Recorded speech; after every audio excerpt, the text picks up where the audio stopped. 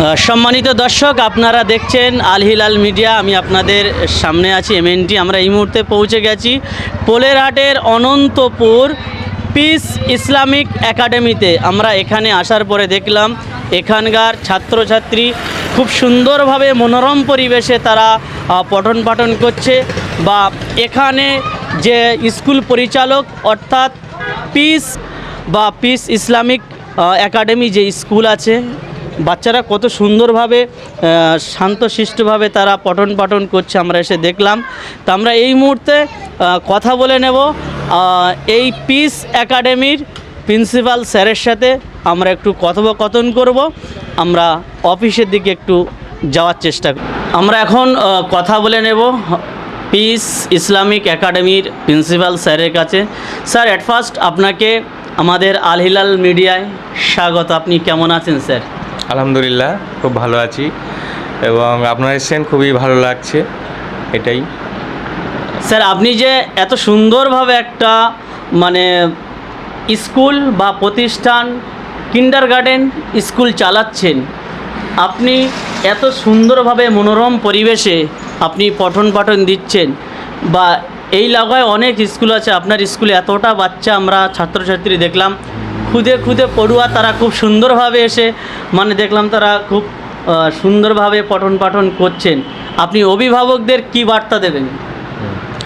হ্যাঁ, অভিভাবকদের বার্তা দেওয়া বলতে আমরা ইসলামিক মডেলে স্কুলটা চালাচ্ছি এবং যেটা প্রয়োজন বর্তমান দিনে, যেটা ইসলামিক শিক্ষাটা মানুষের খুবই প্রয়োজন। ইসলামিক শিক্ষা ছাড়া একদম চলবে না।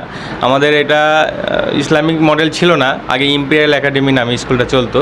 তারপর আমরা ভাবলাম যে এটা ইসলামিক শিক্ষা দেওয়াটা মানুষের খুব জরুরি, এবং সেই জন্যে আমরা ইসলামিক ভাবধারা নিয়ে এসেছি এবং গার্জেনদের এই বার্তা দিতে চাইছি যে ইসলামিক জ্ঞানটা বাচ্চাদের দিলে আরও ভবিষ্যতে ভালো মানুষ হয়ে উঠতে পারবে বাচ্চারা।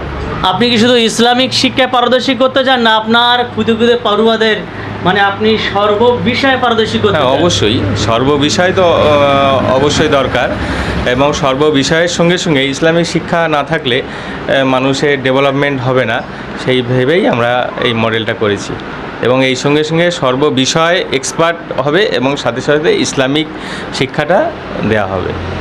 আপনার এখানে কি সাবজেক্ট বাচ্চাদের পড়ানো হয়? হ্যাঁ, জেনারেলের সব সাবজেক্টেই আছে, অঙ্ক, ইংরাজি, জিকে, বাংলা, তারপরে পরিবেশ, এছাড়া আরবি, হিন্দি তো আছেই।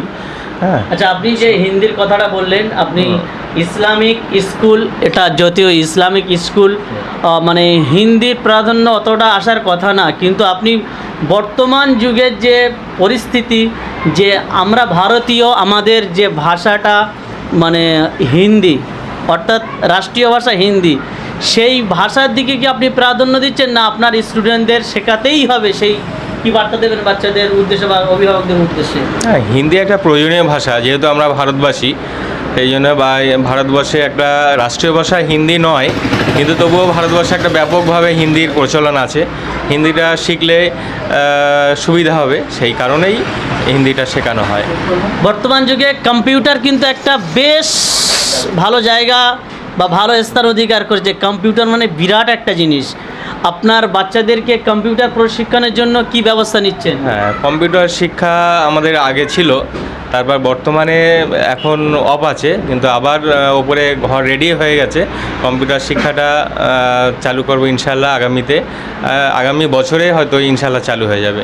আর একটা জিনিস, আমরা আপনার প্রতিষ্ঠানে, আপনার স্বপ্নের প্রতিষ্ঠান এটা, আপনার স্বপ্নের প্রতিষ্ঠানে এসে দেখলাম পুরো এরিয়াটা কিন্তু সিসি ক্যামেরার আওতায় আছে। এত সুন্দর একটা পরিষেবা কি জন্য দিচ্ছেন আপনি? হ্যাঁ, সিসি ক্যামেরা লাগানোর অর্থ হচ্ছে একটা নিরাপত্তা, বাচ্চাদের নিরাপত্তা, এবং সেই সঙ্গে আমাদের পঠন পাঠনের দিক দিয়েও সুবিধা হয়, সব দিক দিয়ে নজরদারি রাখা যায় এবং বাচ্চাদের যাতে কোনো সমস্যা না হয়, সেই জন্য সিসিটিভি ক্যামেরাটা লাগানো হয়েছে। স্যার, আর আপনাকে বলতে চাই যে আজকের আপনি যে আমাদের West Bengal private school organisation, যে একটা বিরাট একটা সংগঠন, যে সংগঠনের মাধুর্য বা অনেক কার্যকলাপ অনেক উন্নত মানের, আপনি আজকে যে আমাদের সংগঠনে প্রবেশ করলেন বা এন্ট্রি হলেন বা সাবমিশন হলেন, আপনি আমাদের এই সংগঠনকে কি বলবেন?